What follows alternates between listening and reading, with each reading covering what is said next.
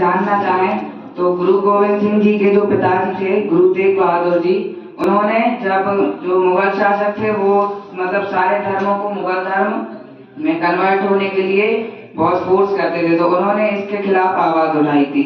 उस समय पे मतलब जो उनके पिताजी थे उनकी शहीदी हुई, उसके बाद से ही सिख साम्राज्य और मुगल साम्राज्य के बीच युद्ध होता रहा।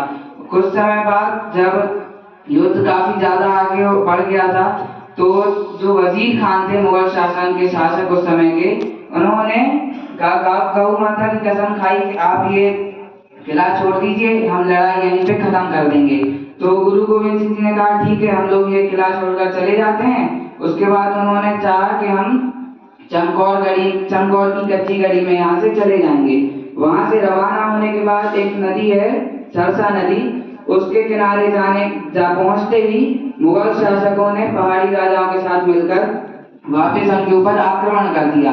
जो पीछे गुरु गोविंद सिंह जी और उनके साथ उनके दो बड़े साहिबजादे बाबा जुझार सिंह और बाबा अजीत सिंह जी थे, वो उनसे अलग हो गए और छोटे साहिबजादे और उनकी माता गुजर कौर वहां से अलग हो गई। और उसके बाद जो बाकी 40 सिख थे वो चमकौर गढ़ी में पहुंच गए और बचे हुए जो माता जी के दो पुत्र और माता गुजर कौर पहुंच गए गंगूलाल के घर पे, जो उनका रसोइया था।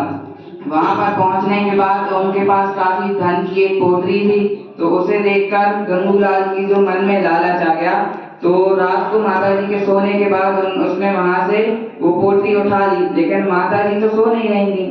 तो सुबह उठते ही उन्होंने कहा कि गंगूलाल, रात वाली पैसों की पोटली तुमने संभाल के तो रख ली है। तो गंगूलाल कहने लगा माता जी कौन सी पोटली? तो माता जी कहने जो तुमने रात को यहाँ से उठाई थी। उसके बाद गंगूलाल शर्म के मारे कुछ कह ना पाया और उसे बहुत क्रोध आया। उस गुस्से से भरा हुआ वो सीधा वजीर खान के पास गया। वहां जाके उसने सारी बातें उन्हें बताई कि माता जी के दो छोटे पुत्र और माता जी हमारे घर पे हैं, तो आप आके उन्हें पकड़ लीजिए। वो जो वजीर खान के सैनिक थे उन्होंने आके माता जी को गिरफ्तार कर लिया और ले जाके जो साहिबजादों का किला था उसके ऊपर एक ठंडा बुर्ज है, उसकी ऊपर ऊंचाई काफी ज्यादा है, वहां पर ठंडी हवा। प्रधानमंत्री मोदी जी ने कहा है, नरेंद्र मोदी जी ने, जिसे हम बाल दिवस के रूप में मना लेते हैं।